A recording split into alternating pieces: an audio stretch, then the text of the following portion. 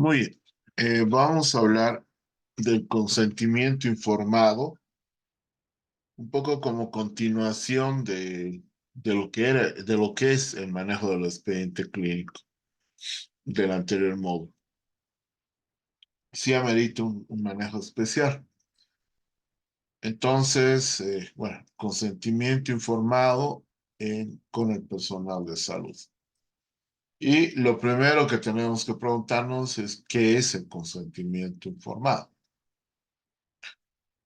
Eh, Es un derecho exigible y de manifestación de un principio de la autonomía que es del principio bioético que es la autonomía con relación al paciente. Refleja decisiones que toma el paciente o su familia cuando éste es declarado incompetente o está en estado de inconsciencia.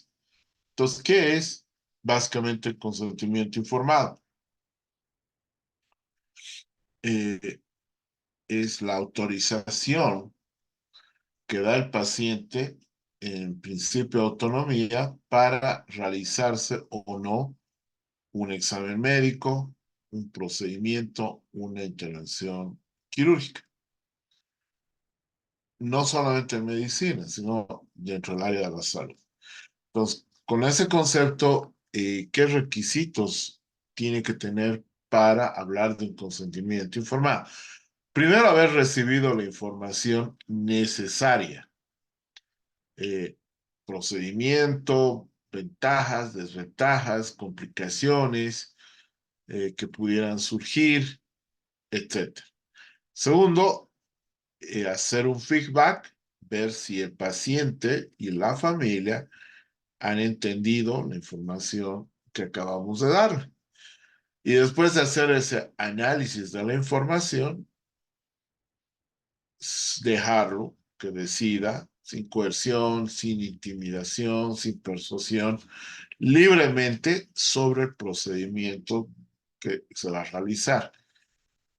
Entonces, ¿qué elementos tiene un consentimiento informado? Primero, la información suficiente. Segundo, un feedback, una retroalimentación de lo que el paciente me haya entendido.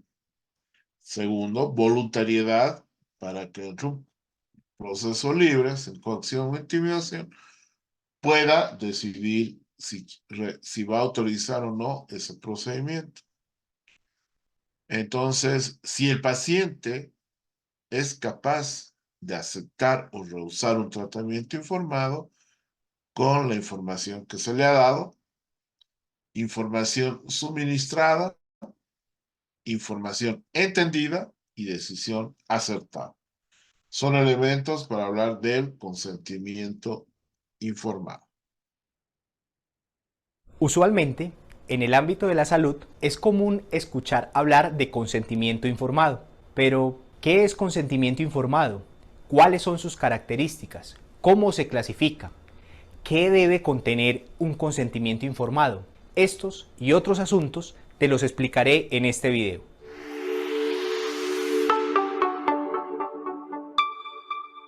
Hola, mi nombre es José Manuel Flores Ramos, soy abogado con especialización en Derecho Médico y además soy profesional de la salud.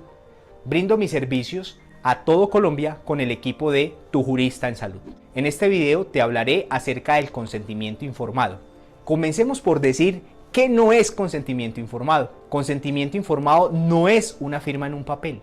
Consentimiento informado no es un formato estandarizado. Consentimiento informado no es un trámite en cabeza del personal administrativo. El consentimiento informado encierra un conjunto de acciones que, por un lado, contienen un deber profesional y por otro, un derecho fundamental de las personas. En este caso, los pacientes. Este derecho fundamental es el libre desarrollo de la personalidad, cuyo núcleo esencial es la autonomía. En últimas, como cualquier otro derecho fundamental, lo que se busca es la satisfacción de la dignidad humana. En el contexto médico-sanitario, este acto alberga, por un lado, las acciones del profesional de la salud para dotar de información al paciente y a su familia, toda la información que estos necesiten, en particular el paciente, para la toma de decisiones de su condición en salud y su cuerpo. A la vez, este acto contiene las respuestas y decisiones sobre las intervenciones que, con base a la información recibida, el paciente adopte. La resolución 3100 del 25 de noviembre de 2019, es decir, la habilitación en salud, describe el consentimiento informado como la aceptación libre, voluntaria y consciente de un paciente o usuario, manifestada en el pleno uso de sus facultades después de recibir la información adecuada, para que tenga lugar ese acto asistencial. Para efectos, en el estándar de historia clínica, el consentimiento informado es el documento que se produce luego de la aceptación de las condiciones anteriormente descritas. En caso que el paciente no cuente con las facultades plenas, la aceptación del acto médico la hará el familiar, allegado o representante que sea responsable del paciente. Dentro de las características del consentimiento informado encontramos las siguientes. El consentimiento informado debe ser previo al acto asistencial, es decir, antes de esa intervención o antes de ese procedimiento. El consentimiento informado debe ser libre, es decir, no coaccionado. Esa palabra coacción significa utilizar la fuerza para que alguien te diga que sí. El consentimiento informado debe ser informado, valga la redundancia. ¿Por qué? Porque esa información tiene que ser suficiente y oportuna. Y esa información debe ser entendida por la persona que recibiría, en este caso, la atención. Otra característica es que el consentimiento informado debe ser cualificado.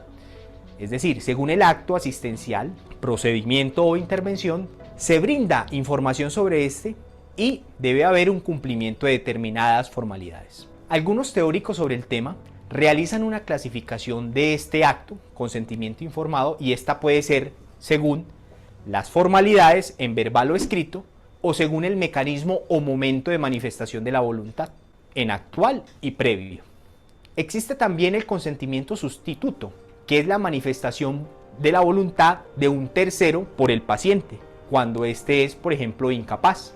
Respecto a qué debe contener el consentimiento informado, pues básicamente se utilizan las WH, es decir, las WH en inglés, es decir, qué se va a hacer, por qué se va a hacer, dónde se va a hacer, cuándo se va a hacer, qué riesgos implica llevar a cabo ese acto, qué alternativas existen a lo que se propone, qué pasaría si no se realiza ese acto asistencial. Entonces, básicamente, una de las competencias que se debe poner en práctica el profesional de la salud es precisamente esa competencia de la comunicación efectiva para dar cumplimiento a esos requisitos que te mencioné que debe contener el consentimiento informado. Si eres parte de una clínica o un hospital, o si eres un profesional de la salud y quieres que te ayudemos a diseñar o construir ese consentimiento informado y que cumpla todos los requisitos, contrata entonces nuestros servicios. Estaremos muy complacidos en poderte ayudar. Si eres un paciente y sientes que te vulneraron el derecho a la información en el consentimiento informado, también te podemos asesorar en tu situación. Ahora bien, cuando el paciente se encuentra en estado de inconsciencia, cuando es menor de edad o cuando tiene alteración del estado mental, el consentimiento informado tiene una variación. En un próximo video haremos hincapié o haremos referencia a esas situaciones excepcionales, puesto que esto es un tema que también tiene que ver con el concepto que se maneja en la ciencia jurídica o en el derecho, que conocemos como la capacidad. Existe mucha jurisprudencia referente a este tema, al consentimiento informado. Esa palabra jurisprudencia hace referencia a las decisiones o sentencias que emiten los tribunales, como la Corte Suprema de Justicia, el Consejo de Estado o la Corte Constitucional. En materia del consentimiento informado te comparto la siguiente jurisprudencia.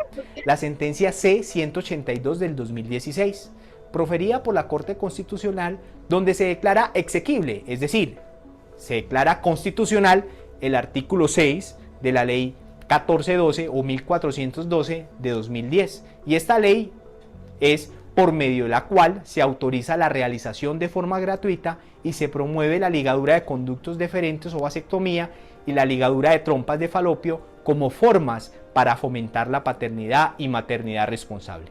En esta sentencia se describe, por ejemplo, el grado de cualificación del consentimiento informado, el nivel de adecuación y entre otros asuntos se tocan en esa sentencia.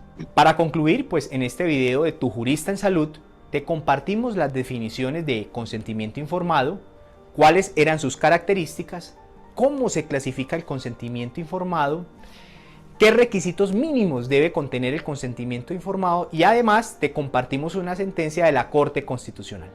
Si quieres conocer nuestros servicios para clínica, usualmente... Muy bien, eso es bueno siempre ver el derecho comparado, eso es el colombiano. En nuestro país, el consentimiento informado es constitucional. Está involucrado en el artículo 44 de la Constitución Política del Estado, que habla que ninguna persona será sometido a una intervención quirúrgica, médica o de laboratorio sin su consentimiento, el de terceros legalmente autorizados, pero hay un salvo peligro inminente de vida. Esto vale decir, en situaciones de emergencia no necesita un consentimiento informado y nadie será sometido a pruebas ni experimentos sin su consentimiento. Entonces, si estamos en un caso de emergencia vital, no necesitamos el consentimiento informado. Entonces, el consentimiento informado, cuando el paciente tiene la capacidad cognitiva y volitiva y su condición física buena y mental impiden que pueda dar un consentimiento expreso, lo puede ser el familiar que tiene autoridad para hacerlo.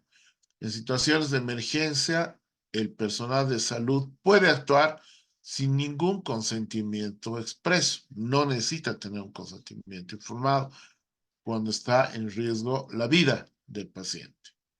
¿Por qué? Porque en esos casos se entiende que el paciente desearía ser salvado y desearía ser tratado, obviamente.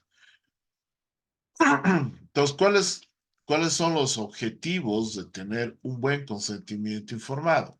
Ético, porque respetamos la autonomía y la autodeterminación del paciente.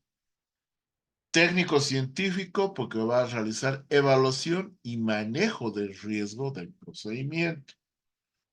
Y jurídico, porque es un elemento probatorio de alto valor sobre la aceptación de los riesgos informados y las consecuencias que pueden tener al paciente. Me adelanto a decir que si bien puede atenuar una responsabilidad, no nos libra de una responsabilidad profesional por supuesta mala praxis. ¿Cómo se informa el consentimiento informado? Tiene que ser un lenguaje directo, simple y breve. No debe contener palabras abreviadas ni términos científicos. Debe estar acorde al nivel de instrucción del paciente. Se debe explicar convenientemente al paciente y a los familiares todo lo que se va a realizar, riesgos y demás. Se debe dejar constancia en el expediente clínico sobre el consentimiento informado. Debe tener un ambiente de privacidad y se tiene que hacer con el tiempo suficiente para la reflexión del paciente. ¿Quién lo hace? ¿Lo hace el cirujano o lo hace el médico tratante? No lo hace el residente, no lo hace la enfermera, no lo hace el interno. El médico que va a realizar el procedimiento. ¿Qué partes conforman un consentimiento informado? Hay una información que da, el paciente tiene derecho a una información adecuada que tiene que ser por el facultativo, por el médico tratante, por el cirujano que va a realizar el procedimiento con el tiempo suficiente de antelación. Su consentimiento, el paciente da su visto bueno o negativa a la actuación médica. ¿Qué requisitos debe cumplir? Primero, tener la voluntariedad. sea, los sujetos deben ser libres para poder decidir el procedimiento que se va a someter o no a un tratamiento o a un estudio. Información que debe ser comprensible y que debe ser adecuada.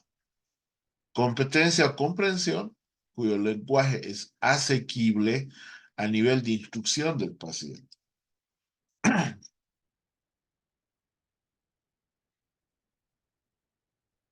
Entonces, la información tiene que ser adecuada. Hay un feedback para la toma de decisión. No es firmo o no firmo el consentimiento informado. Firme, no es eso. Una vez que se da la información, puede decidir. Tampoco podemos dar ese consentimiento informado, ¿no? Lo firmas o lo lees. O tampoco inducir que firme aquí y el consentimiento informado para un acto médico es necesario, salvo que no sea emergencia. Entonces, habíamos dicho que dentro de los elementos del consentimiento informado habrían varios. Uno es la voluntariedad de los tres que hemos hablado. La voluntariedad, o sea, tiene que tener el discernimiento. ¿Qué es el discernimiento? Es la madurez intelectual necesaria para razonar, para comprender y valorar el acto médico, el procedimiento eh, quirúrgico o médico de intervención, sus consecuencias, y es la actitud para distinguir lo conveniente de lo que no lo es. Y obviamente nuestra normativa se adquiere a partir de los 18 años. Intención es la voluntad para realizar el acto concreto y determinado.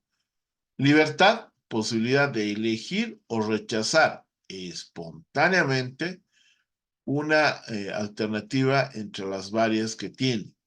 Hablamos del principio de autonomía. Seguimos en la voluntariedad, entonces tiene que haber la autonomía del paciente, que para la bioética consiste en la capacidad de realizar actos con conocimiento de causa y sin coacción, coerción o intimidación. Se toman decisiones de la persona, o sea, del paciente, que se consideran autónomas. ¿Y se basa en qué para considerarla autónomas? Basarse en un conocimiento suficiente, mostrar la comprensión e intencionalidad que esté relacionada, no estar coaccionado, presionado, no tener una coacción interna tampoco como el dolor o la depresión, ni una coacción externa por el médico o la institución. Entonces no puede haber persuasión o coerción. Se debe preguntar todas las dudas que tenga. Debe tener ayuda para comprender y no podemos mentir como en ese tacto rectal. Pueda que sienta un poquito de incomodidad, ¿no? Está mintiendo, ¿no? Obviamente era una caricatura que representa eso. Entonces, entre los principios de la biótica, recordemos, había un principio de autonomía, que es el paciente, de justicia de la sociedad, no maleficencia del médico, y el principio de beneficencia en la relación médico-paciente. Entonces, tiene que tener la información necesaria, el cómo, debe ser clara, debe ser comprensible, general y gradual, concreta y relevante, veraz, repetida y personalizada. Requiere tiempo y lugar adecuado, crear un buen clima de confianza para hacerlo. Entonces, el segundo punto que vamos a ver es la información. ¿A quién se informa? Al paciente, al titular de la información, que es el paciente. Pero también puede dirigirse esa información a personas vinculadas por razones de incompetencia cognitiva o volitiva del paciente, un estado de inconsciencia. Entonces, Se debe dar los supuestos, ¿no? Si a juicio del médico, el paciente carece de capacidad de entender la información, si por causa del estado físico o psíquico se lo considera oportuno hacerlo a un familiar, cuando se trate de un menor de edad de 18 años, que, perdón, no es por capacidad intelectual ni emocional el comprender el alcance de intervención, sino que se trata de que es menor según nuestra normativa.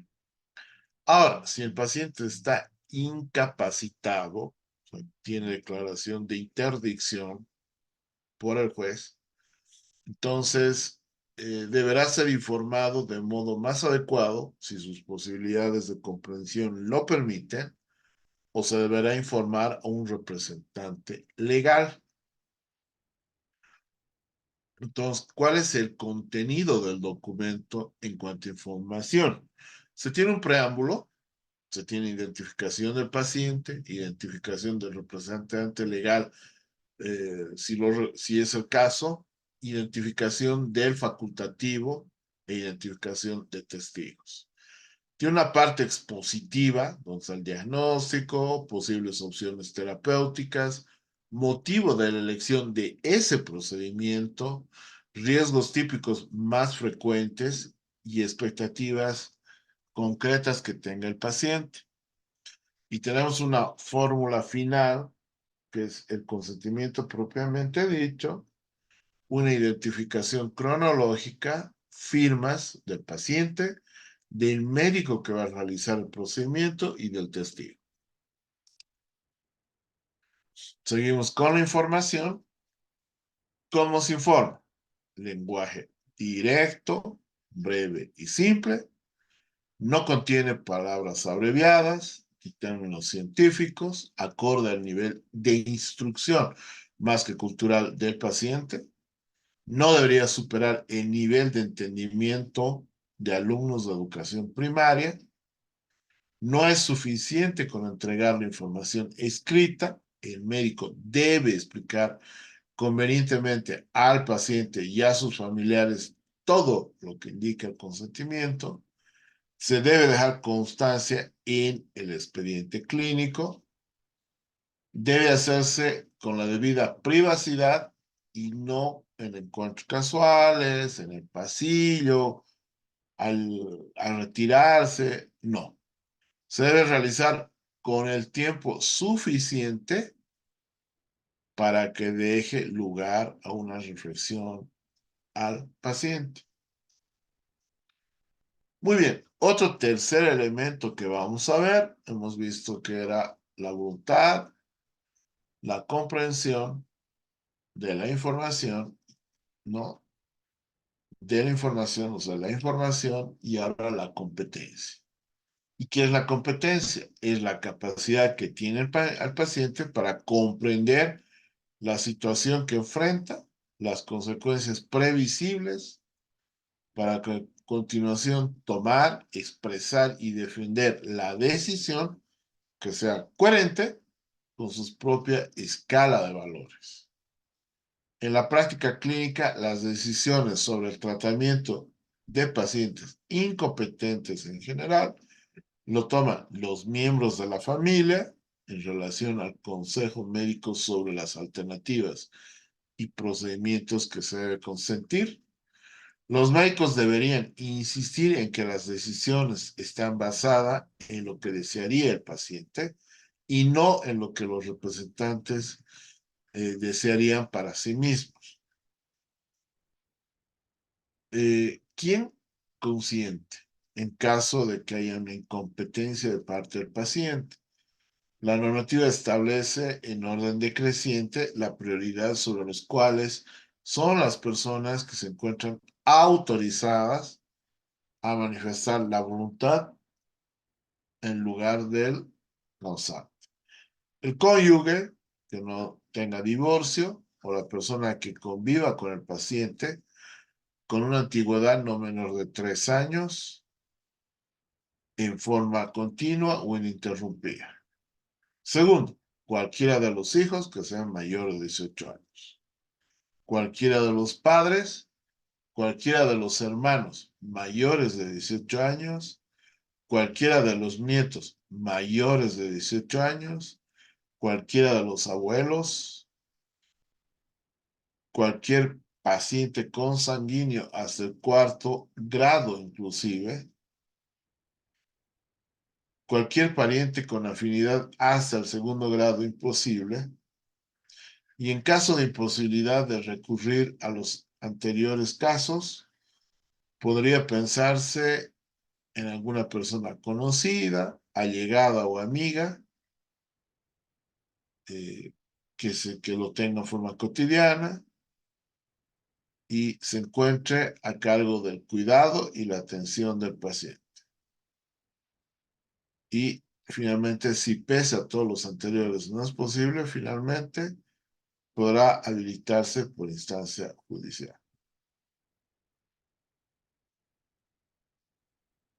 Muy bien, entonces, ante la incompetencia, ¿quiénes pueden? El cónyuge, hijos mayores de 18 años, padres, hermanos mayores de 18 años, nietos, abuelos, parientes consanguíneos hasta el cuarto grado y pacientes por afinidad hasta el segundo grado y persona conocida, allegada o amiga. ¿Quién los redacta? Nos parece adecuado que sea una tarea de nivel administrativo, más lógico que sea una responsabilidad compartida entre el servicio médico que realiza la técnica, el Comité Institucional de Bioética y el de asesoramiento del servicio jurídico.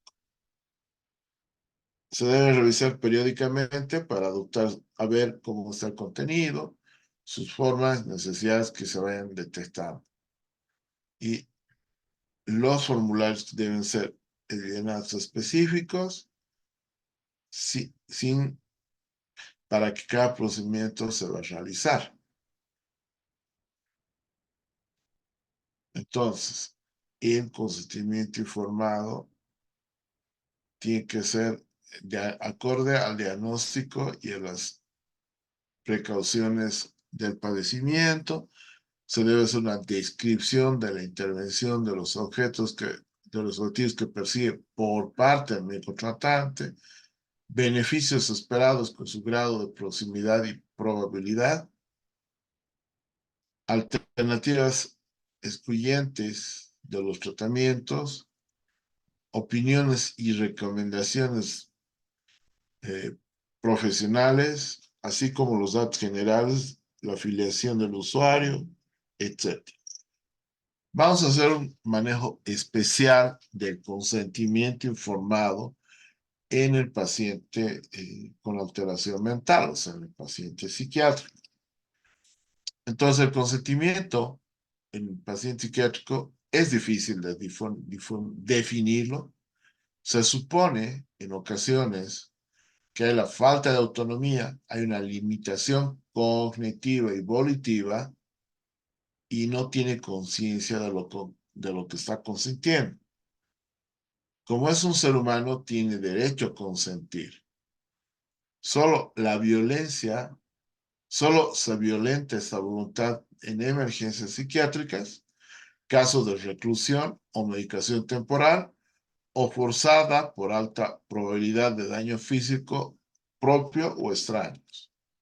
Esos son casos de emergencia que no necesitaría este consentimiento. Entonces, ¿qué es un consentimiento informado en salud mental? El consentimiento informado es un acto por el cual el médico describe al paciente procedimiento, complicación, etcétera, de manera clara, el estado de salud, el procedimiento a seguir, detallando beneficios y riesgos que implique, requiere de parte del paciente el entendimiento y la aprobación de dicho procedimiento. ¿Quién decide si el paciente no puede expresar su voluntad? En todos los demás casos, el médico necesita una autorización para aplicar o no ese tratamiento. como el paciente no puede expresar sus deseos, necesita un representante que sustituya esa voluntad. Y si el paciente no ha autorizado a nadie, el tribunal tutelar nombra un asistente que se encargue de hacer todo este procedimiento. En el Código Civil, el artículo 3 habla de la capacidad jurídica y de sus limitaciones. Toda persona tiene capacidad jurídica, esta capacidad experimenta limitaciones parciales solo en casos que determine la ley. El artículo 4 habla de la mayoría de edad y la capacidad de obrar. La mayoría de edad se adquiere a los 18 años cumplidos en Bolivia. El mayor de edad tiene la capacidad para realizar por sí mismo todos los actos de una vida civil, salvo excepciones establecidas por ley. Entonces, ¿cómo demostramos la capacidad de un paciente?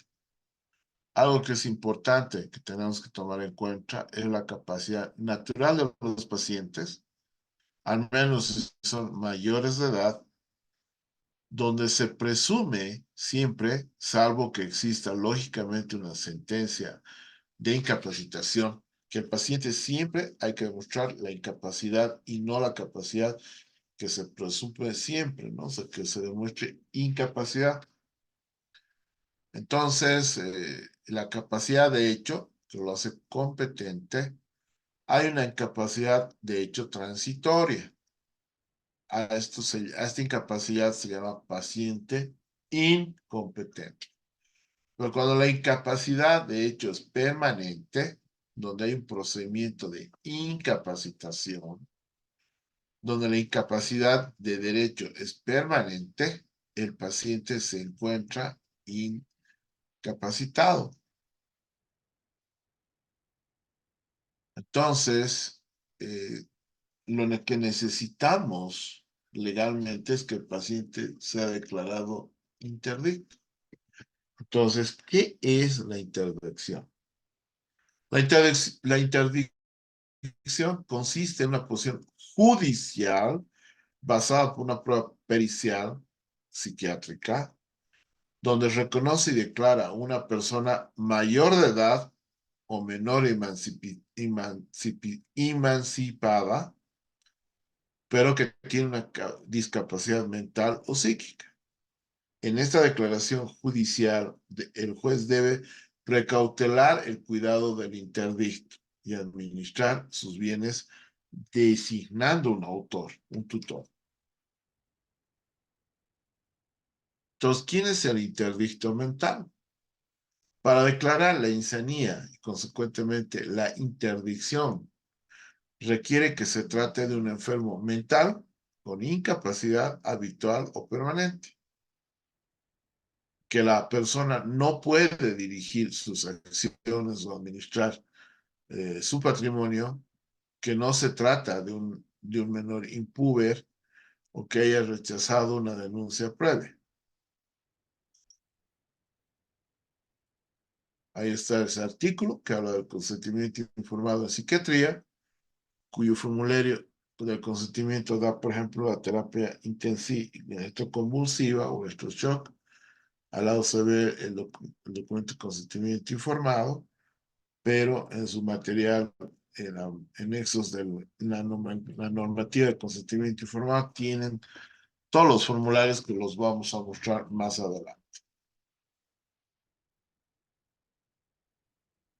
Oye, y ahora que tocas este tema, esto es algo central que ha ocupado a muchos tribunales alrededor del mundo, también a nuestra Suprema Corte, y que está regulado en la Ley General de Salud, en normas oficiales mexicanas, el consentimiento informado. Porque naturalmente cuando uno acude ante un profesional de la medicina, cuando uno pues tiene que practicarse, incluso imaginemos en el peor caso, pues una cirugía, hay un ámbito de incertidumbre. Es decir, pues si tú no eres médico, no sabes exactamente qué te van a hacer, cuál va a ser el proceso de recuperación, cuál es el porcentaje de riesgo o de incluso de fallecimiento, porque también hay un porcentaje de posibilidades de que no la libres en una atención quirúrgica, por ejemplo. Entonces, ¿qué papel juega? Bueno, primero, ¿qué es? Y luego, ¿qué papel juega en todo esto que estamos hablando de la malpraxis médica, el consentimiento informado que mencionabas, eso?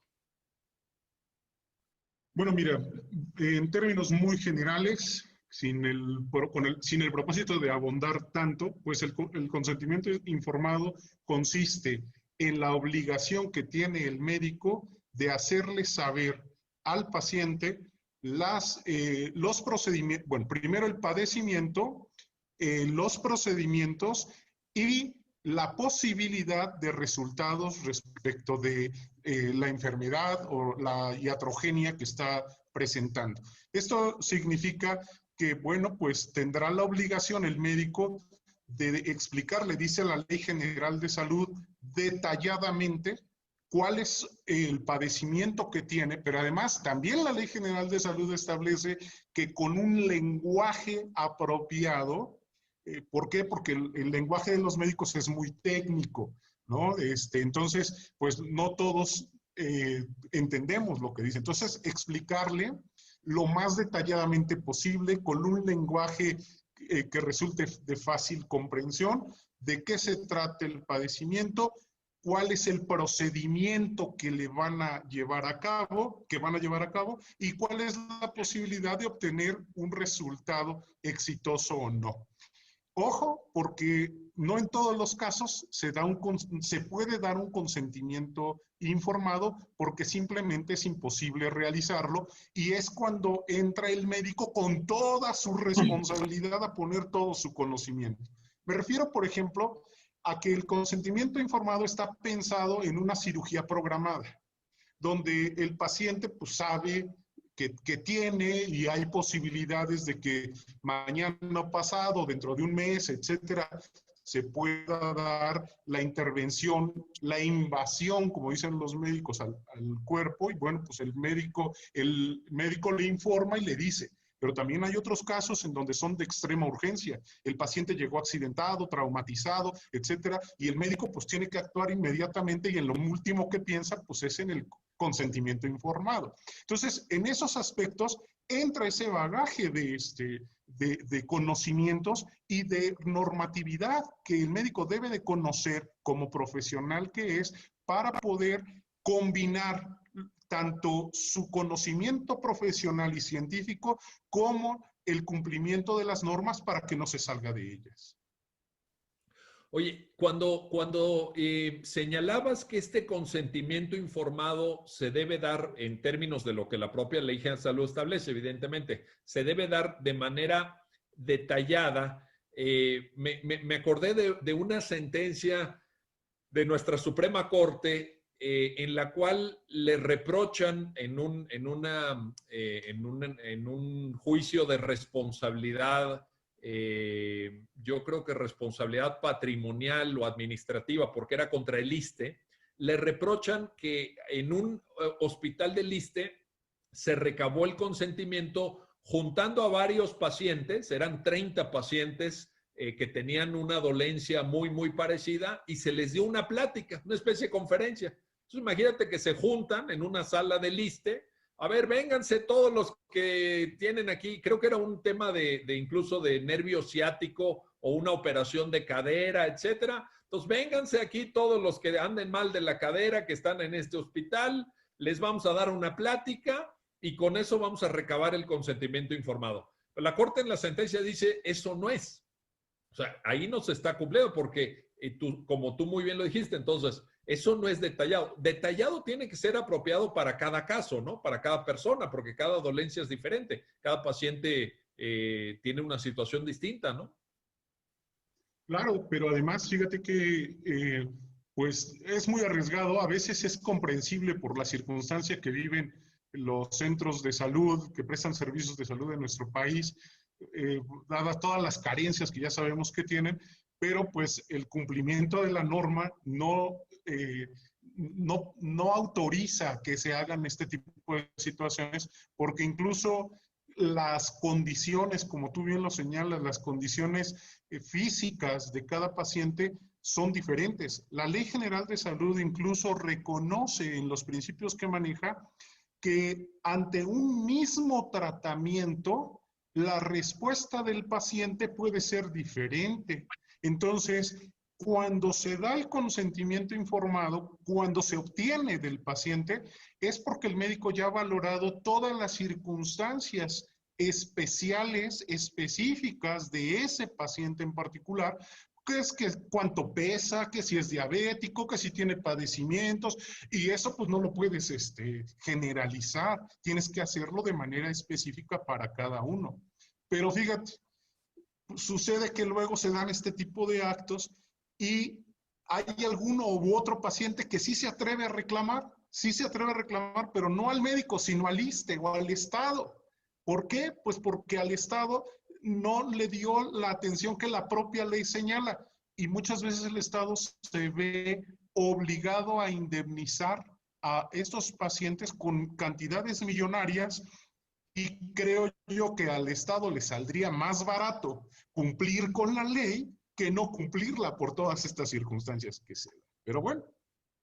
Sin duda, bueno, le saldría más barato económicamente, incluso, digamos, casi éticamente, ¿no? Porque pues la vida y la salud son algo muy valioso. Ahora, nada más para cerrar este mismo punto y con esto pasamos a otro tema, pero a ver, se recaba el consentimiento, pensemos en un caso, se recaba el consentimiento informado con todas las especificidades, con todos los requisitos que fija la normatividad aplicable, el paciente entiende lo que le van a hacer, asume el riesgo que existe en todo procedimiento médico, etcétera, pero eso no quiere necesariamente significar, y esa sería la pregunta, César, eso no implica que ya el médico no sea sujeto de responsabilidad por malpraxis, ¿no? O sea, el consentimiento informado es un elemento que debe darse, pero no excluyente de la malpraxis.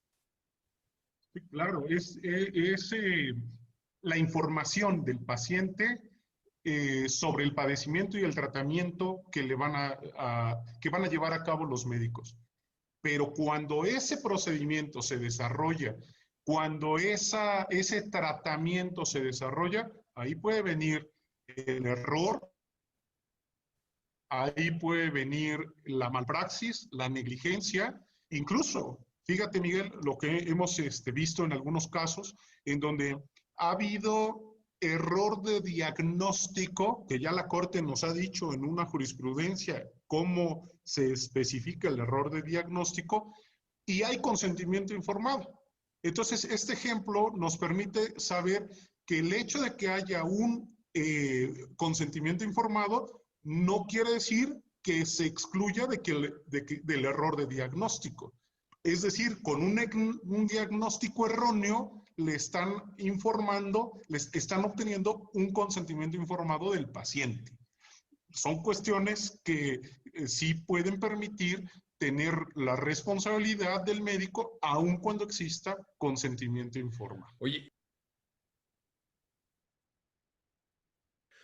y ahora que tocas este tema, esto es algo central que ha ocupado a muchos tribunales alrededor del mundo, también a nuestra Suprema Corte, y que está regulado en la Ley General de Salud, en normas oficiales mexicanas, el consentimiento informado. Porque naturalmente cuando uno acude ante un profesional de la medicina, cuando uno pues tiene que practicarse, incluso imaginemos en el peor caso, pues una cirugía, hay un ámbito de incertidumbre. Es decir, pues, si tú no eres médico, no sabes exactamente qué te van a hacer, cuál va a ser el proceso de recuperación, cuál es el porcentaje de riesgo o de incluso de fallecimiento, porque también hay un porcentaje de posibilidades de que no la libres en una atención quirúrgica, por ejemplo. Entonces, ¿qué papel juega? Bueno, primero, ¿qué es? Y luego, ¿qué papel juega en todo esto que estamos hablando de la malpraxis médica? El consentimiento informado que mencionabas, eso. Bueno, mira, en términos muy generales, sin el propósito de abundar tanto, pues el consentimiento informado consiste en la obligación que tiene el médico de hacerle saber al paciente los procedimientos, bueno, primero el padecimiento, los procedimientos y la posibilidad de resultados respecto de la enfermedad o la iatrogenia que está presentando. Esto significa que, bueno, pues tendrá la obligación el médico de explicarle, dice la Ley General de Salud, detalladamente cuál es el padecimiento que tiene, pero además también la Ley General de Salud establece que con un lenguaje apropiado, ¿por qué? Porque el lenguaje de los médicos es muy técnico, ¿no? Entonces, pues no todos entendemos lo que dice. Entonces, explicarle lo más detalladamente posible con un lenguaje que resulte de fácil comprensión, de qué se trata el padecimiento, cuál es el procedimiento que le van a llevar a cabo, y cuál es la posibilidad de obtener un resultado exitoso o no. Ojo, porque no en todos los casos se puede dar un consentimiento informado porque simplemente es imposible realizarlo, y es cuando entra el médico con toda su responsabilidad a poner todo su conocimiento. Me refiero, por ejemplo, a que el consentimiento informado está pensado en una cirugía programada, donde el paciente pues sabe que tiene y hay posibilidades de que mañana pasado, dentro de un mes, etcétera, se pueda dar la intervención, la invasión, como dicen los médicos, al cuerpo, y bueno, pues el médico le informa y le dice. Pero también hay otros casos en donde son de extrema urgencia. El paciente llegó accidentado, traumatizado, etcétera, y el médico pues tiene que actuar inmediatamente, y en lo último que piensa pues es en el consentimiento informado. Entonces, en esos aspectos entra ese bagaje de conocimientos y de normatividad que el médico debe de conocer como profesional que es, para poder combinar tanto su conocimiento profesional y científico como el cumplimiento de las normas para que no se salga de ellas. Oye, cuando señalabas que este consentimiento informado se debe dar en términos de lo que la propia Ley General de Salud establece, evidentemente, se debe dar de manera detallada. Me acordé de una sentencia de nuestra Suprema Corte en la cual le reprochan en un juicio de responsabilidad, yo creo que responsabilidad patrimonial o administrativa, porque era contra el ISSSTE, le reprochan que en un hospital del ISSSTE se recabó el consentimiento juntando a varios pacientes, eran 30 pacientes que tenían una dolencia muy, muy parecida, y se les dio una plática, una especie de conferencia. Entonces, imagínate que se juntan en una sala del ISSSTE, a ver, vénganse todos los que tienen aquí, creo que era un tema de incluso de nervio ciático o una operación de cadera, etcétera. Entonces, vénganse aquí todos los que anden mal de la cadera, que están en este hospital, les vamos a dar una plática y con eso vamos a recabar el consentimiento informado. La Corte en la sentencia dice, eso no es.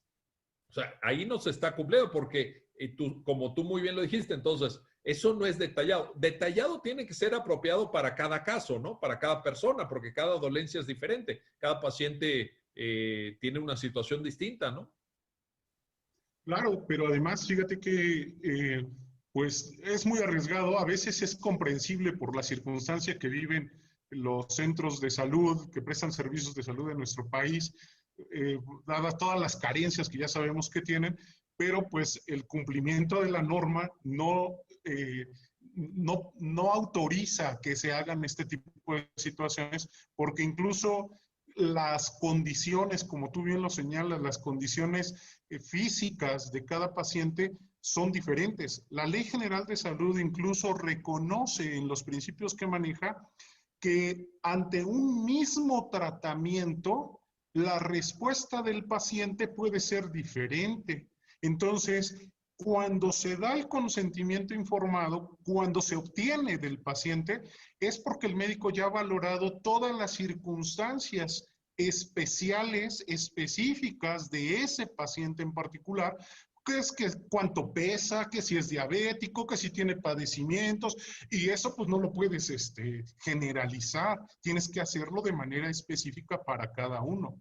Pero fíjate, sucede que luego se dan este tipo de actos y hay alguno u otro paciente que sí se atreve a reclamar, pero no al médico, sino al ISSSTE o al Estado.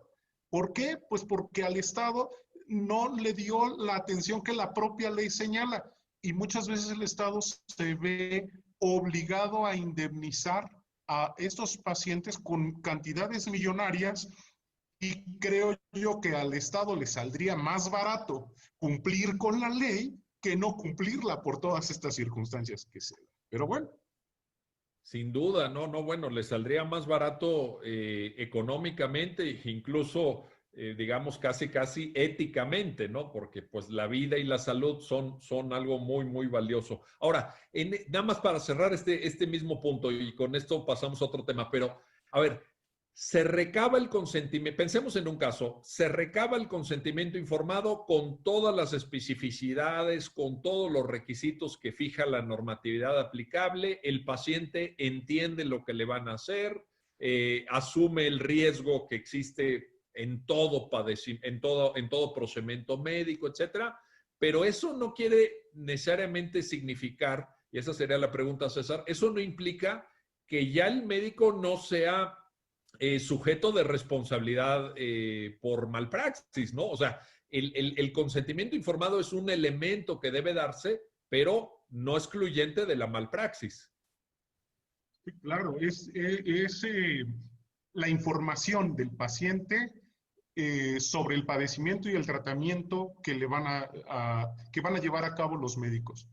Pero cuando ese procedimiento se desarrolla, cuando ese tratamiento se desarrolla, ahí puede venir el error, ahí puede venir la malpraxis, la negligencia, incluso, fíjate Miguel, lo que hemos visto en algunos casos, en donde ha habido error de diagnóstico, que ya la Corte nos ha dicho en una jurisprudencia cómo se especifica el error de diagnóstico, y hay consentimiento informado. Entonces, este ejemplo nos permite saber que el hecho de que haya un consentimiento informado no quiere decir que se excluya del error de diagnóstico. Es decir, con un diagnóstico erróneo le están informando, les están obteniendo un consentimiento informado del paciente. Son cuestiones que sí pueden permitir tener la responsabilidad del médico aun cuando exista consentimiento informado. Oye,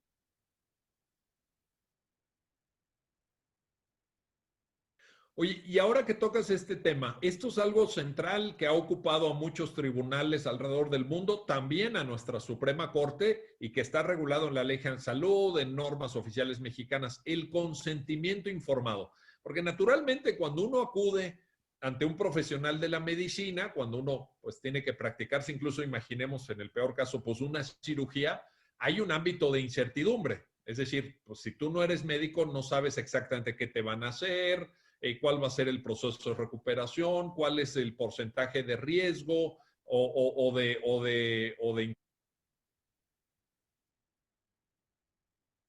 Muy bien. Lo que dice la normativa mexicana, al igual que nuestra normativa, el consentimiento informado tiene que estar para cualquier procedimiento médico, salvo emergencia. Pero no te va a librar de la responsabilidad profesional. El caso del video de la normativa mexicana que acabamos de ver lo da un error de diagnóstico. Un error de diagnóstico. Ya un error en el tratamiento. O sea, si yo tengo error de diagnóstico, tengo error de tratamiento, no estoy dando la información correcta.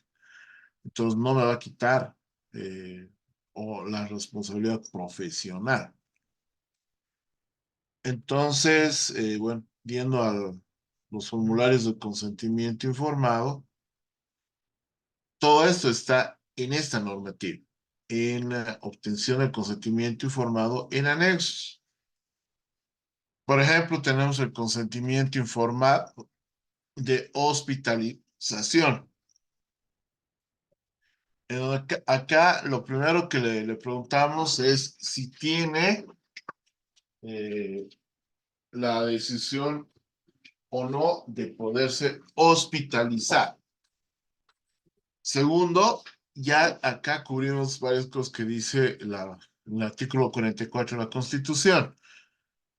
Por ejemplo, si da su consentimiento para someterse a interrogatorio, examen físico, que sean necesarios por su enfermedad y el seguimiento a la misma, se autoriza controles y tratamientos rutinarios, se acepta la colocación de sueros, inyectables, catéteres, eh,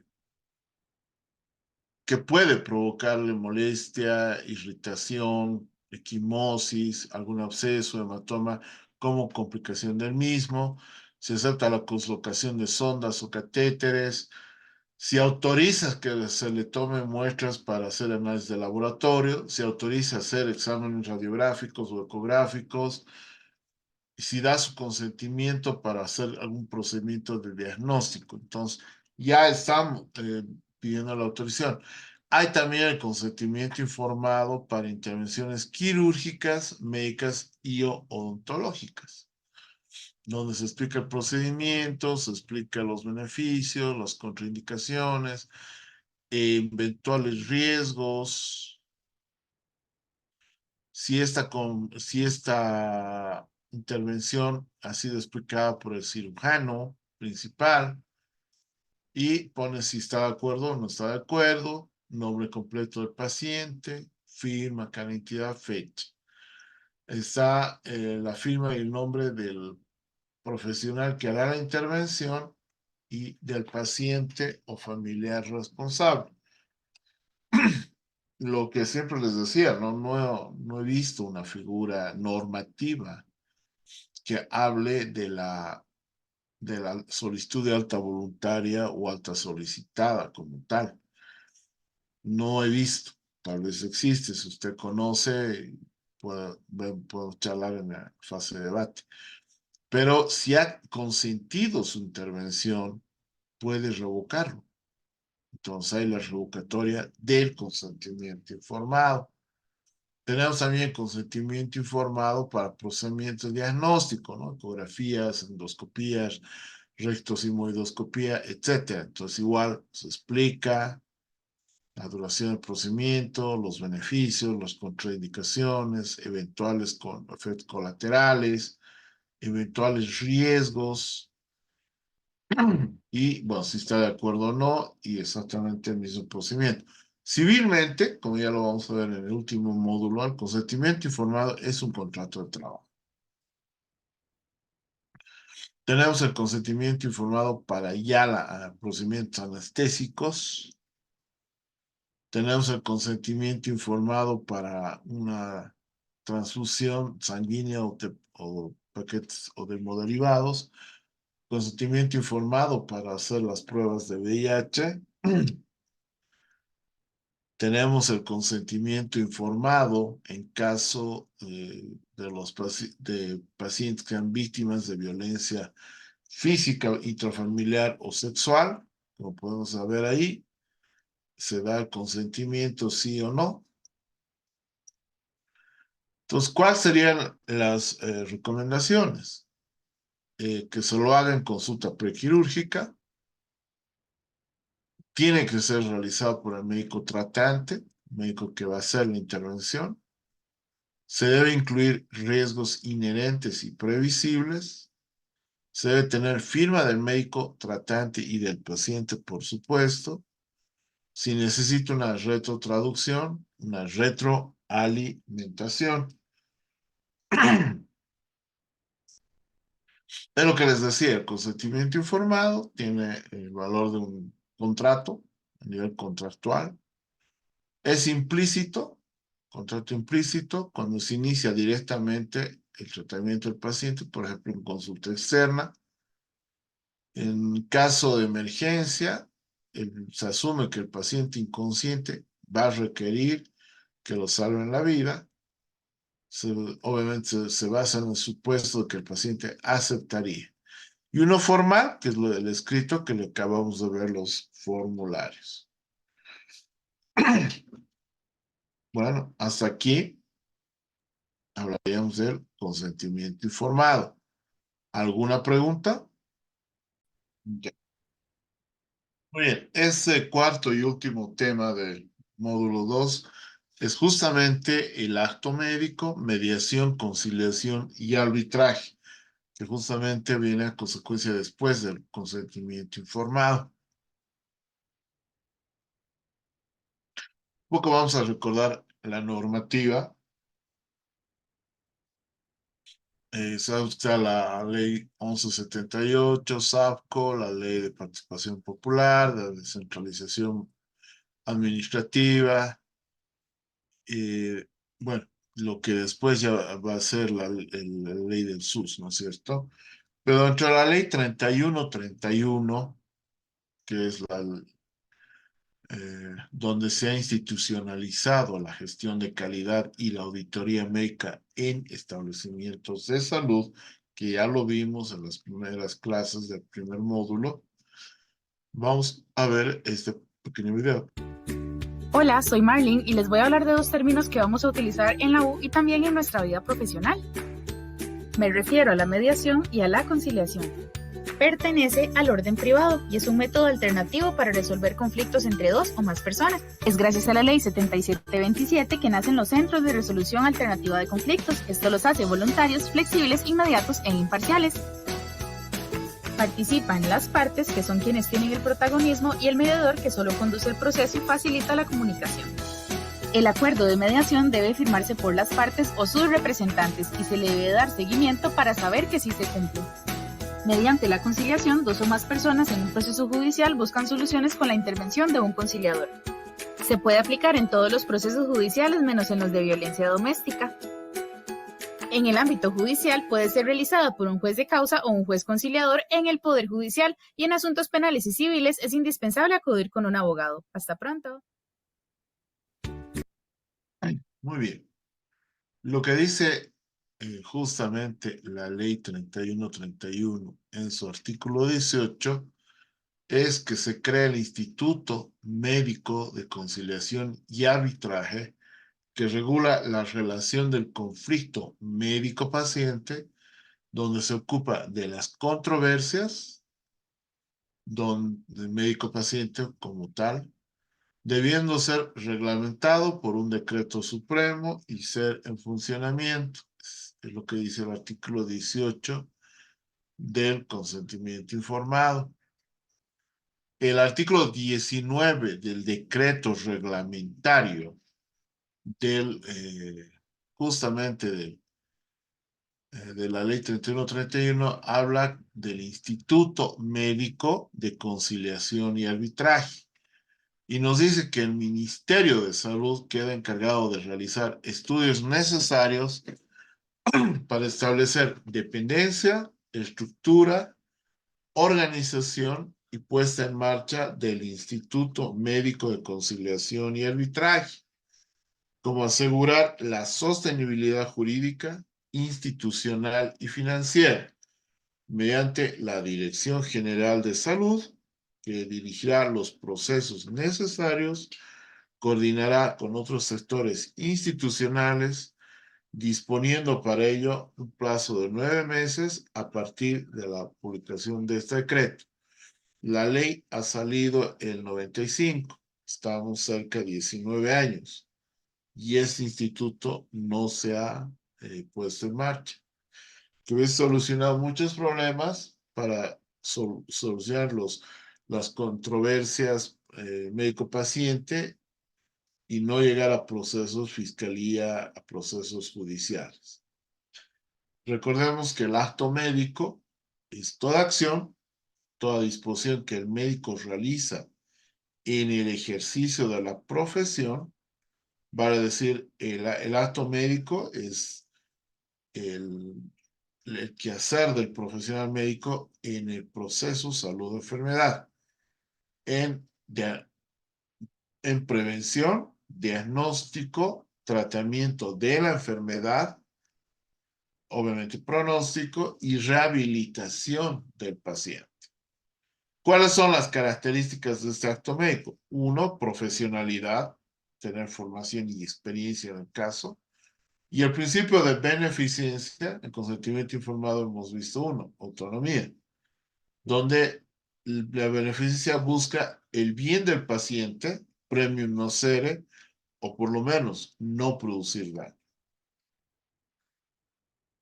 Entonces, el acto médico, si bien típicamente lo realiza el médico, esto involucra a todo el personal de salud, odontólogos, enfermeras, radiólogos, bioquímicos, laboratoristas, nutricionistas, fisioterapia y otros, ¿no? El acto médico tiene dos aspectos fundamentales.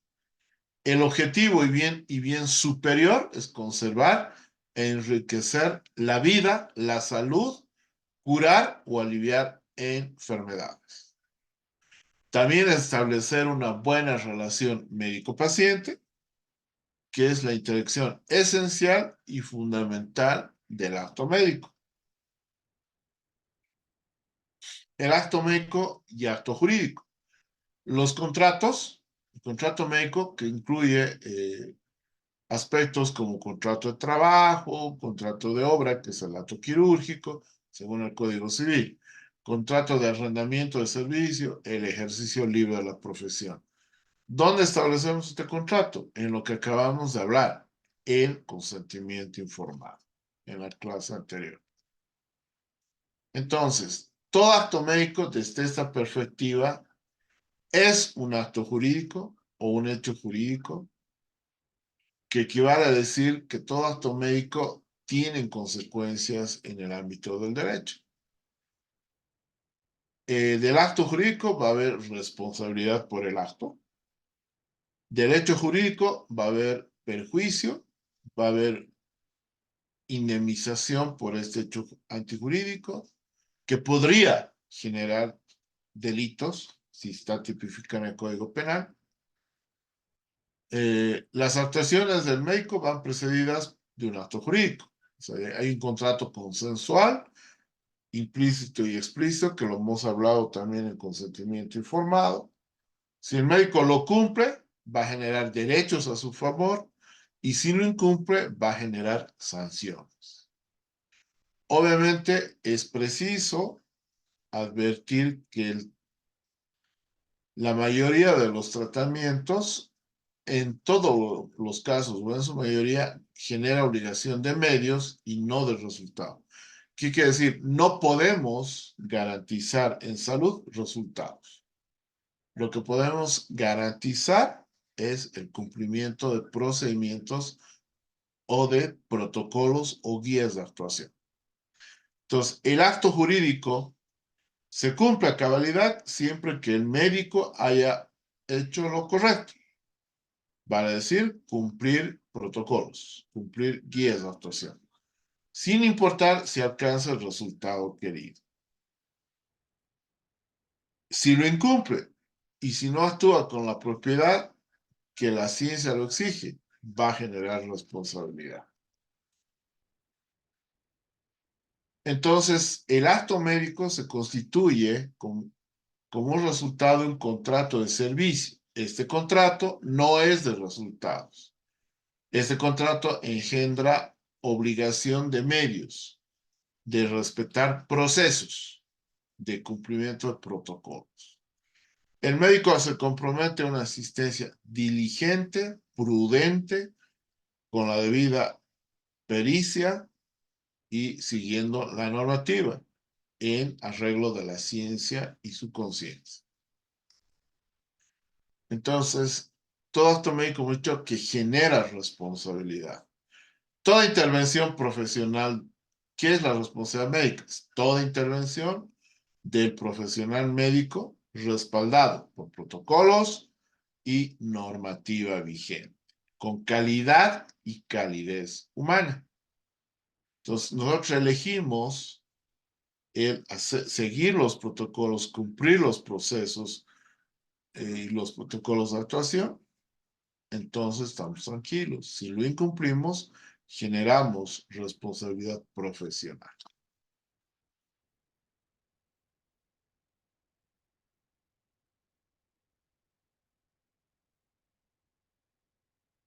buenos días. Este es mi primer video oficial ya de este canal de Derecho Sanitario y como lo comenté, quiero hablar sobre lo que es el acto médico. ¿Qué es el acto médico?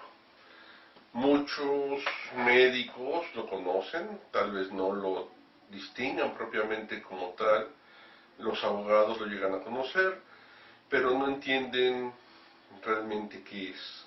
¿Qué es el acto médico? El acto médico es aquel por medio del cual hay una relación entre un médico y un paciente, o una enfermera y un paciente, o un psicólogo y un paciente. Aquí es importante señalar que el acto médico se divide en varias partes, 4 principalmente, y dentro de estas 4 partes puede haber negligencia, impericia o alguna conducta inadecuada por parte del personal. Identificar dónde está ese problema nos va a ayudar a identificar el nivel de responsabilidad del que estamos hablando y de qué forma se puede subsanar. La primera parte del acto médico es lo que se conoce como historia clínica, que es el interrogatorio y la exploración clínica, por medio de la cual se va a llegar a una idea de lo que tiene el paciente, por medio de la cual se va a llegar a un diagnóstico de lo que tiene el paciente.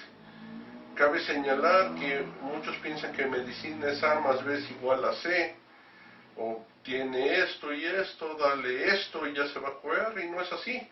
A más B nos puede dar 3, 4, 5, 6 enfermedades diferentes y hay que descartarlas. Entonces la primera parte es el interrogatorio y la exploración física. Posterior a esto entramos a una segunda parte que es llegar a un diagnóstico y hacer los diagnósticos diferenciales correspondientes. Para esto nos vamos a apoyar de la historia clínica y también de los estudios de gabinete y laboratorio que sean pertinentes. Con esto vamos a hacer diferenciales, vamos a descartar una u otra enfermedad y llegar a un diagnóstico. Ya que tenemos un diagnóstico certero, ya que tenemos un diagnóstico altamente probable, ya que no siempre es 100%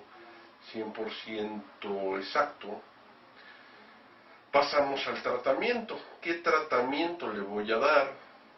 ¿Qué opciones de tratamiento hay? ¿Qué tratamiento acepta el paciente? Tristemente en México tenemos que hablar de qué tratamiento puede pagar el paciente. Yo le puedo ofrecer varias opciones y no están todas al alcance de su bolsillo. Pero bueno, establecemos un tratamiento. Hasta aquí todo va muy bien. Después viene una cuarta parte, la cual es muy olvidada muchas veces. No se le da la atención que necesita esta última parte, que es el seguimiento. ¿Qué es el seguimiento? Saber qué pasó con el paciente. Ya lo interrogué, ya lo exploré, ya lo diagnostiqué, ya le di tratamiento y qué pasó. ¿Está mejor? ¿No está mejor? Hay que ajustar el tratamiento, hay que cambiar completamente el tratamiento. Ha venido a consultas, ha venido a revisiones. Si no ha venido, me ha hablado para cancelar la cita o yo le he hablado para saber qué pasó con él. Y esta parte del seguimiento es una parte olvidada.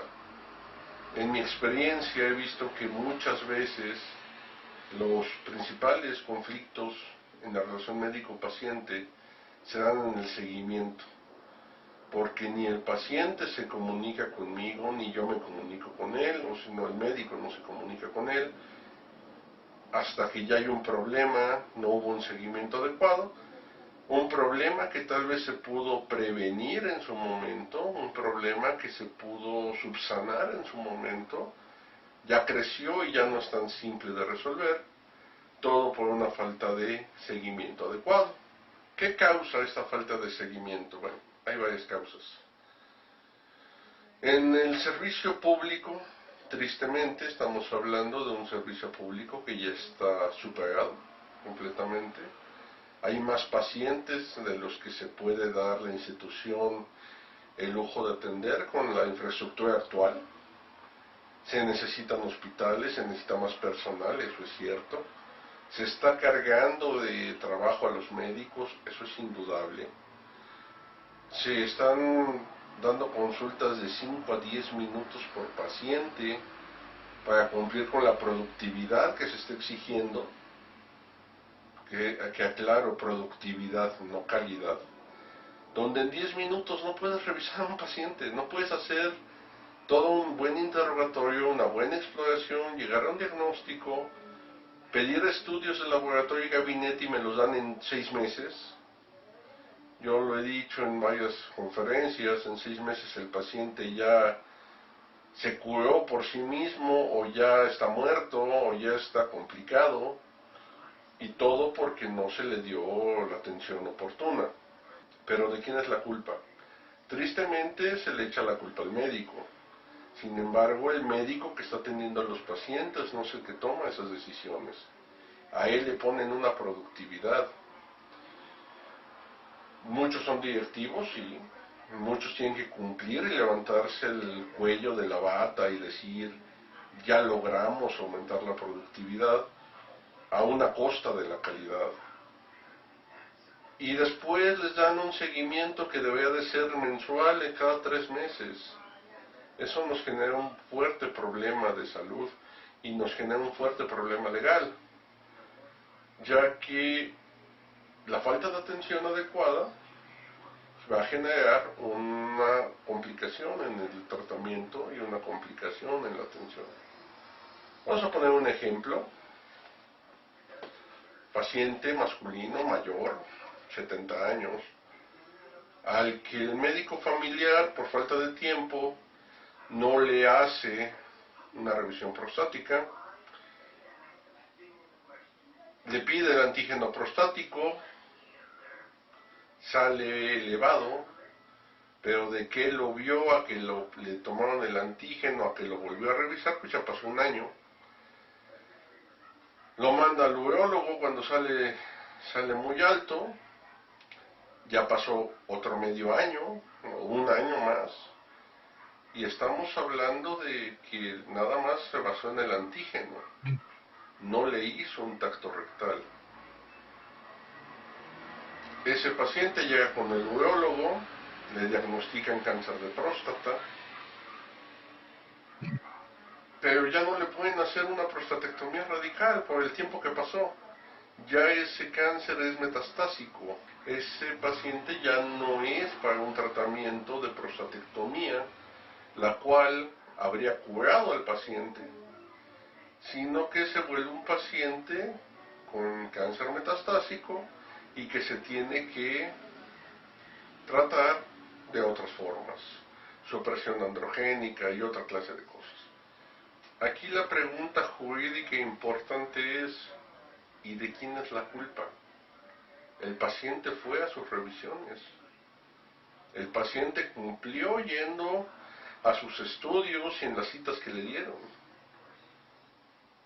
El urólogo lo vio. El médico familiar no lo revisó bien en este caso, porque no tiene tiempo. Pero eso no le quita su responsabilidad. Aquí al momento de una demanda, pues uno mete la demanda contra quien resulta responsable, principalmente el instituto, IMSS, ISSSTE, Secretaría de Salud, y de ahí se va a deslindar desde la situación del médico familiar.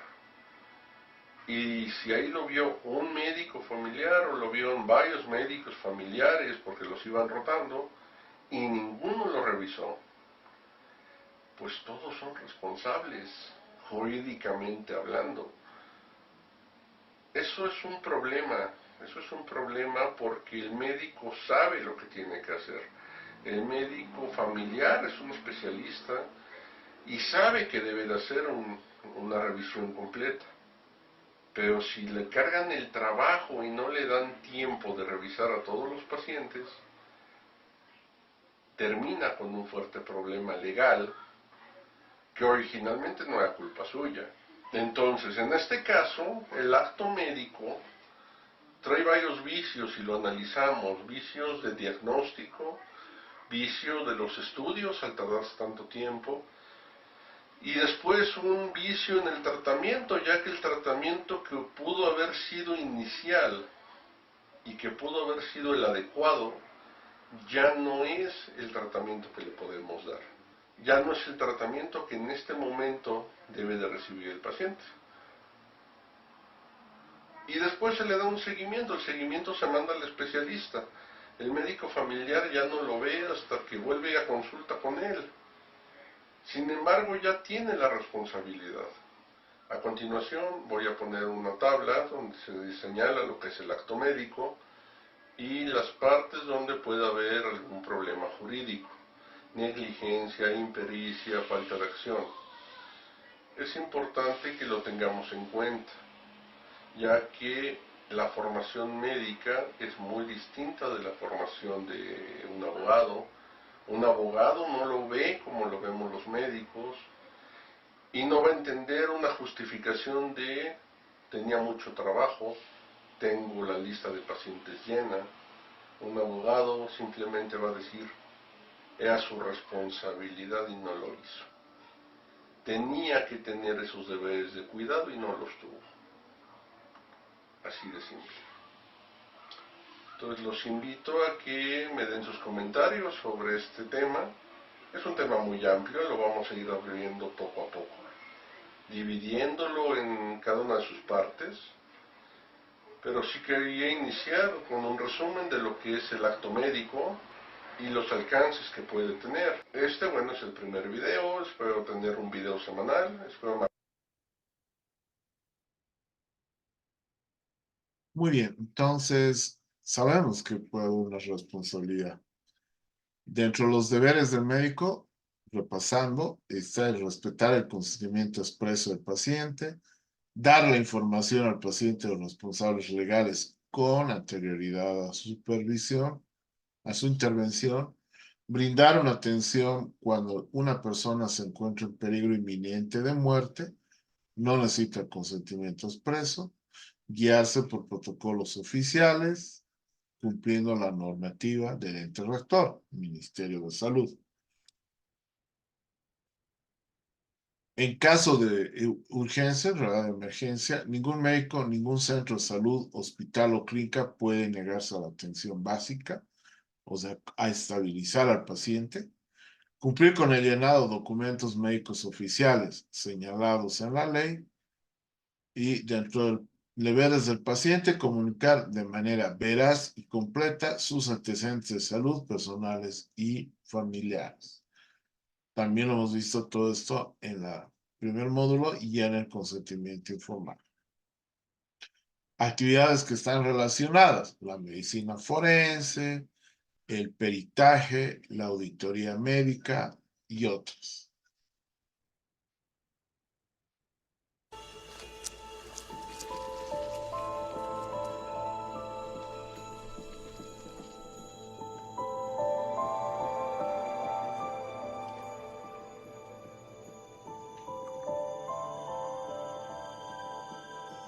Affix the pulse ox to the palm.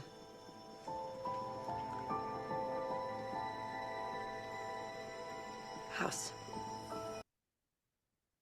Bueno, eso rompe a esa house que conocemos, ¿no?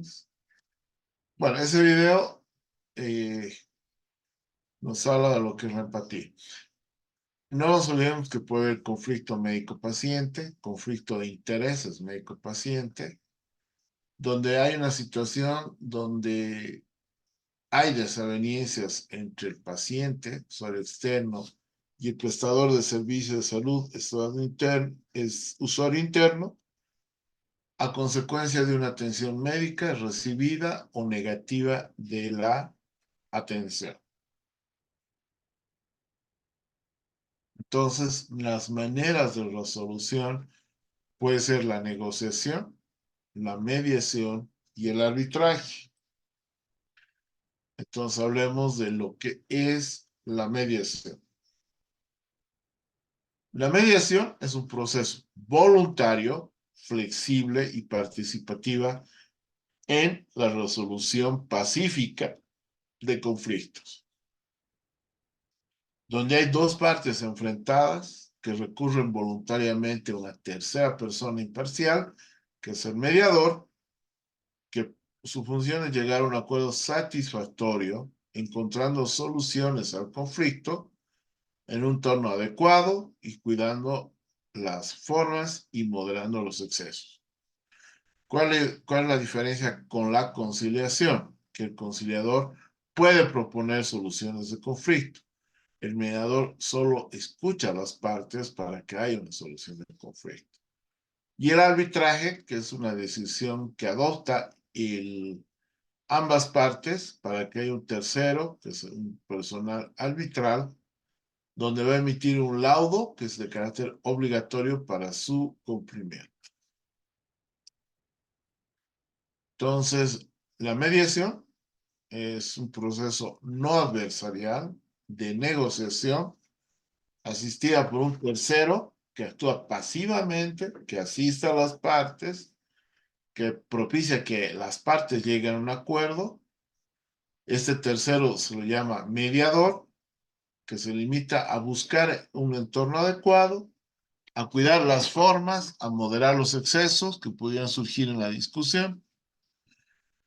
Da a conocer a los particulares el asunto al litigio, no manifiesta juicio, ninguna opinión, mantiene una actitud imparcial y busca que las partes interesadas son los que lleguen a ponerse a un acuerdo. Entonces, mediación es mediar, es debatir imparcialmente acuerdos de conciliación, incentivando los objetivos de la negociación.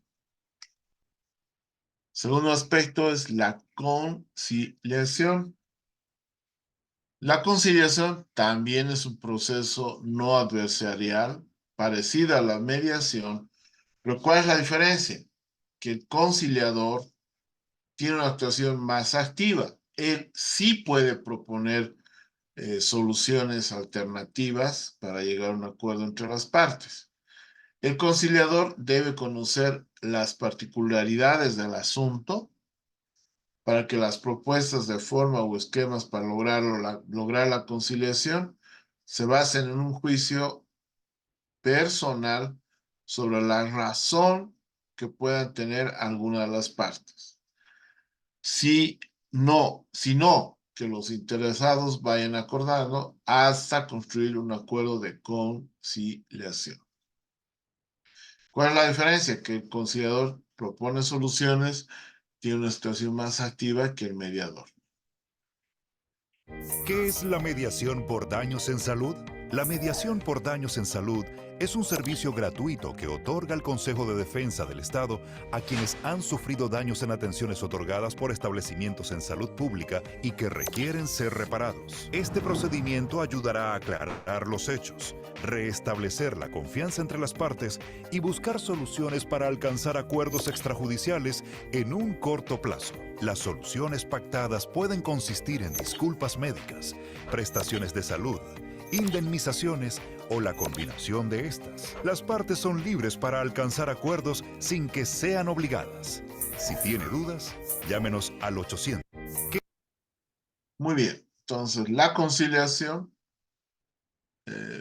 puede ser un acto jurídico, en realidad lo es, por medio del cual las partes en conflicto llegan a una solución no adversarial, llegan a un convenio de respeto a lo que se diga en esta conciliación.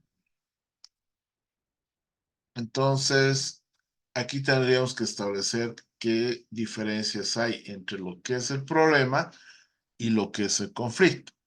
Un problema es una molestia, es una queja, son hechos encontrados o demostrados, son asuntos que no se pueden solucionar, una situación en que se observan dificultades, incomprensión que produce en base a un asunto. El conflicto es un desacuerdo entre las partes, es un enfrentamiento por algún motivo, es una contraposición de intereses sociales, económicos o puntos de vista, es una discusión entre dos o más personas que no llegan a un acuerdo.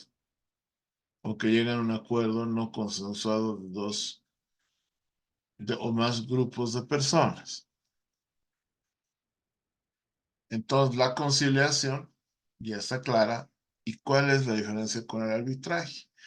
El arbitraje hay un prestador de servicios que no llegan a tener un acuerdo por medio de la conciliación. Entonces, se propone un árbitro que pueda decidir una solución en base a un hecho de la lex ars médica y al derecho, donde él propone la solución y las partes se comprometen a seguir.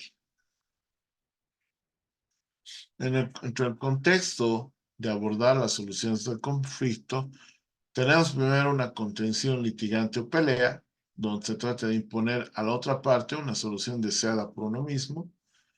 Tenemos el ceder, donde se trata de bajar al mínimo las aspiraciones personales y se establece algún arreglo, aunque no cubra las expectativas de ambas partes deseadas. La solución de problemas, se trata de buscar una solución que se beneficia o satisfacción para ambas partes. Retirada o abandono, se trata de abandonar la escena del conflicto, lo cual implica la no resolución del mismo. ¿Ya? Y una inacción, donde se trata de no hacer nada, esperar estratégicamente la acción del otro. Entonces, ahí más o menos están las características de conciliación y mediación. Ya hemos dicho que la mediación es un proceso voluntario, donde no se, donde hay negociación asistida de las partes, donde la decisión está tomada por un conciliador. El conciliación es un procedimiento más rápido, poco formal y que supone contacto y participación de ambas partes. Es de estricta confidencialidad. En consecuencia, todo aquello que está actuando dentro del proceso de conciliación no puede ser utilizado como prueba en un proceso judicial subsiguiente. O sea, no se puede, ¿no? Es de estricta confidencialidad. La conciliación es un proceso de negociación entre ambas partes con un tercero que es imparcial. Entonces, ¿cuál es la diferencia entre mediación y conciliación? La mediación no se encuentra necesariamente regulada por ley. El mediador puede ser cualquier persona de la comunidad y se fomenta el acuerdo por palabra. La conciliación se encuentra regulada por la ley. El conciliador debe ser un funcionario público, administrativo o judicial y, bueno, tiene que ser nombrado particularmente o con su respectivo tribunal, ¿no es cierto? Y fomento al acuerdo de la palabra. ¿Ya?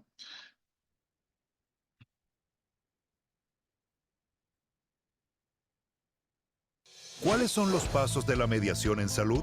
Para iniciar una mediación en salud es necesario seguir los siguientes pasos. Llenar el formulario de solicitud de mediación disponible en cde.cl/mediación y entregarlo presencialmente o por correo electrónico en la oficina del Consejo de Defensa del Estado más cercana a su domicilio. Si la solicitud es admisible, se asigna un mediador o mediadora quien citará a las partes a una primera audiencia. Las partes serán citadas a sesiones de mediación. De llegar a un acuerdo se firmará un acta en que se registrarán las obligaciones de ambos. De lo contrario, se le entregará a quien hizo la solicitud de mediación un certificado de término, documento que lo habilitará para demandar en tribunales. Si tiene dudas, llámenos a los... ¿Cuáles? Muy bien, entonces, ¿cuál es la diferencia entre arbitraje y conciliación? El arbitraje es un tercero imparcial donde decide el conflicto y la decisión de asumirla es obligatoria, ¿no? Se va a regir por normas del derecho mismo internacional. El conciliador da un informe de conciliación o de comisión que no tienen carácter obligatorio. El arbitraje se rige por normas, por el derecho internacional, mientras que el arbitraje es un esfuerzo amigable, con posición que se basa en equidad bueno, en realidad no es un proceso adversarial la conciliación, el arbitraje sí lo es. Entonces, el arbitraje médico, donde los hombres buscan su utilidad bajo la guía de la razón, no apetecen para sí que no deseen a los demás hombres y por ello son injustos, dignos de confianza y honestos.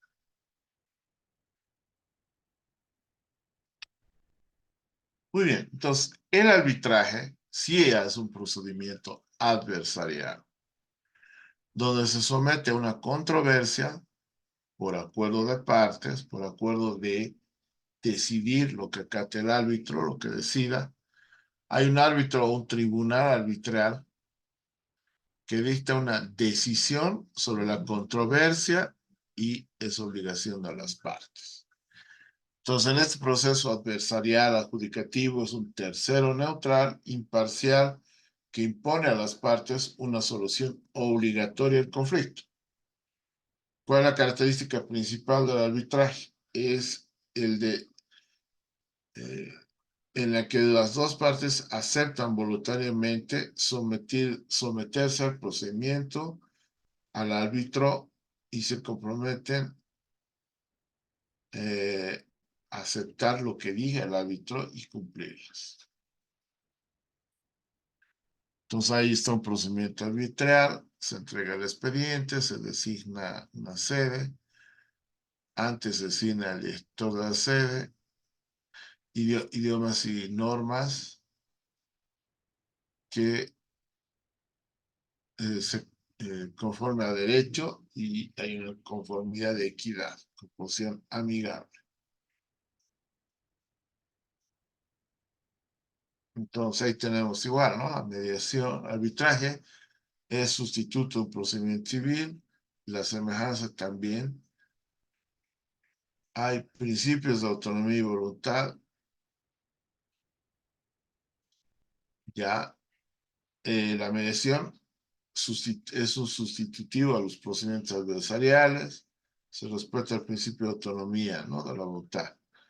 Entonces hay una diferencia en autocomposición, autojurisdicción, no hay excepción de la mediación, no se sustrae al conocimiento de la jurisdicción ordinaria porque hay un proceso de arbitraje en la ley ya.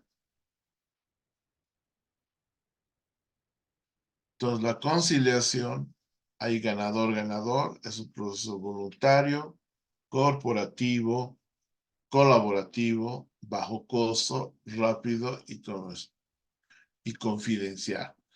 El litigio, hay ganador-perdedor, está regulado por la justicia coactiva, es confrontacional, alto costo, es larga, es pública y a veces no hay ganador-perdedor. ¿Cuál es el procedimiento en caso de mala praxis? Vamos a ver este video. Fui sometida a una cirugía de abdominoplastía, una lipo con una abdominoplastía, la cual después derivó en una tromboembolia pulmonar bilateral. Fui ingresada en terapia intensiva en el sanatorio americano por el tromboembolismo pulmonar bilateral. Después de eso me trasladaron al IPS. Estuve en el sanatorio americano estuve 3 días, en el IPS estuve 5 días más. Después pasó ya el tema de la tromboembolia pulmonar. Fui dada de alta. Antes que sigas contando, Celia, ¿me puedes mostrar nuevamente? Celia, te voy a pedir que te pares un ratito, porque ella nos va a mostrar, Juan Carlos, de qué manera ella quedó. Así quedaste, Celia, después de esta. Sí, mi cuerpo habla. Las secuelas que yo tengo son irreversibles. Todo lo que estoy pasando y lo que ya pasé, para que estoy denunciando para que ninguna otra mujer, madre de familia, pueda pasar, tenga que pasar por todo lo que yo pasé, por todo esto. Porque después del hecho de que tuve la tromboembolia, fui dada de alta, que la tromboembolia, las grasitas fueron migrando a los pulmones. O sea que tus pulmones estaban con grasa, ¿verdad? Las arterias de mis pulmones estaban tapaditas con... Y corrió peligro mi vida, porque es algo muy grave lo que me pasó. ¿Cuántos días estuviste en terapia intensiva? 8 días. Y a vos te pintaron la película como que, bueno, hoy te hacías la cirugía y al día siguiente ya estabas de alta. Al día siguiente, sí, porque cuando al día siguiente me ayudaron a caminar, yo no podía. Bueno, yo presenté dificultad respiratoria. Yo me operé el 24, mi cirugía duró 8 horas. Salí aproximadamente a las 22 horas. De ahí, a la madrugada ya sentí dificultad respiratoria. Después de esto, fue que me fui ingresada a terapia y todo eso. Bueno, esa parte ya pasó la primera pesadilla. Fui dada de alta, seguía yo yéndome al médico cirujano, Alexis Gallagher, el médico que me operó, que hoy día está imputado.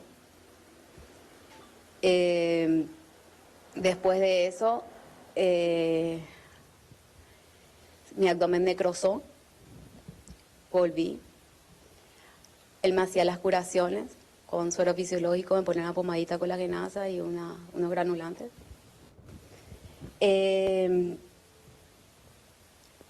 Después, como yo no veía mejoría en el tratamiento que él me estaba dando, ya estaba desesperada, concurro al Centro Nacional del Quemado y Cirugía Reconstructiva aquí en Sajonia, sin una orden judicial como él dice, como dice el doctor Alexis Gallagher. Me fui, me fiché, me inspeccionaron los médicos, viene la infectora, me hacen un ensopado, encuentran 4 tipos de bacterias en mi abdomen. Fui intervenida de urgencia. Quedé internada en el Centro Nacional del Quemado por 2 semanas más. Y el tratamiento fue largo. Duró más de 5 meses para que se cierre toda la herida que tuve, y las secuelas que me dejó esto es irreversible. Yo no quiero que ninguna otra mujer, ni madre de familia, pase por todo el calvario que yo estoy pasando, por todo lo que yo pasé, por todo el sufrimiento que pasaron mis hijos, que pasó mi familia, que pasaron mis seres queridos, que pasé yo. Es algo terrible que no quiero que nadie, ninguna persona vuelva a pasar por esto. Decías incluso, Celia, que te cuesta mirarte al espejo. Hasta hoy día, yo te puedo mostrar esto, ¿verdad? Pero yo no me acepto, yo no me puedo ver en el espejo. Yo no puedo aceptar todavía todo esto que me ha pasado. Decías que esto fue un regalo de tus hijos, ¿verdad? Sí, fue un regalo de mi hija mayor. ¿Cómo te sentís hoy, Celia, después de todo esto? ¿Cómo estás contando tu historia? Y después de todo lo que pasé y sigo pasando, este médico está imputado por lesión grave. Me amenazó públicamente en una radio de que iba a ir a parar sobre choferes del Chaco y Mariscal López, porque él siempre me dijo que él tiene, como es político, tiene mucha influencia. Creo que es director médico de la justicia electoral, pero yo creo y yo confío en la justicia paraguaya de que mi denuncia tiene que llegar a un buen puerto, porque no quiero que nadie. Públicamente me amenazó hace unos días. ¿Vos sos de Ciudad del Este, no sos de Asunción? No, yo soy de Ciudad del Este. ¿Viniste exclusivamente para la cirugía? Claro, era porque él me dijo, bueno, listo, es algo sencillo, Generalmente 24 horas y estás de alta. Después tenía que darme unos días más para hacerme las curaciones, qué sé yo. A la semana yo tenía que estar de vuelta en mi casa. ¿Cómo llegaste hasta este médico? ¿Vos le conocías? ¿Tenía alguna referencia de él? ¿Cómo fue para que decidas hacerte con él Por una amiga que tenemos en común, por una pariente que tengo. O sea, que había plena confianza. Por supuesto, yo acudí porque aparte que él cuando te habla, él te habla de que él es el mejor, de que tiene títulos en Estados Unidos, en España, en esto. Cuando vos te llegás a un médico, crees que es el mejor, por eso te pones en sus manos, y más como él se estaba vendiendo también. Ale. Bueno, Juan Carlos, esta es la historia entonces de Celia. Sí, te escucho. Ale, ¿qué le dijeron los otros médicos? Voy a Sí, ponerle el retorno, el auricular, exacto. un momentito. Fito Cabral te saluda, estamos acá con Juan Carlos Vareiro. Te quería consultar, ¿tuviste alguna pericia médica, algún diagnóstico médico que hable de una mala praxis después de todo el tratamiento largo que tuviste al que tuviste que someterte? Mi cuerpo habla de lo que pasó. Uh-huh. No, te preguntaba en el sentido de que todos los médicos que te atendieron después de esta Claro, cirugía... el Centro Nacional del Quemado pasó su informe a la Fiscalía ya. Ajá, y en ese informe ellos hablan de algún tipo de mala praxis. No, yo eso no te podría decir porque más que nada yo puedo contar lo que a mí me pasó, yo puedo contar mi historia para que ninguna otra mujer tenga que pasar por esto. Pero la parte legal o toda esa parte se encarga el abogado y yo no tengo conocimiento porque yo no o la parte médica no te puedo decir porque yo soy una madre de familia, ama de casa. Y que nunca pensé pasar por esto. Claro, no, más que nada justamente esa es la intención. Cuando vos te sometes a la cirugía, después empezás a sentir dolor, no pasa eso. ¿Qué te dice el doctor Gallagher cuando vos le decís, no, esto no es normal? Él me decía que con el tratamiento que él me estaba dando, que era, me quitó toda la piel necrosada, me lavaba con suero fisiológico y me ponía una pomadita colagenasa y unos granulantes, que eso después tenía que ir regenerándose de abajo para arriba. Iba a salir toda carne nueva, buena. Celia, y él nunca quiso que yo acuda a ningún otro médico. Él no me quería derivar. Él solamente, ahí es a lo que yo voy, que él agarró y quiso como que tapar todo lo que estaba pasando, ¿entendés? Por eso él no me estaba derivando a ningún otro profesional. Muy bien, entonces, ¿cuáles son los procedimientos cuando no ha resultado una mediación, una negociación, mediación, conciliación y no han aceptado el arbitraje? O lo que es nuestra realidad, no existe un instituto de conciliación y arbitraje. Entonces, primero hay un reclamo, hay un conflicto de intereses ante una autoridad hospitalaria, procede la auditoría médica interna especial, de acuerdo al numeral 4.6 del artículo 4 de la norma técnica de auditoría en salud, o sea, en realidad de la normativa en salud y norma técnica. Cuando ya hay indicios de responsabilidad, la auditoría interna puede recomendar una auditoría externa o haber ya una denuncia de mala praxis sobre el responsable profesional.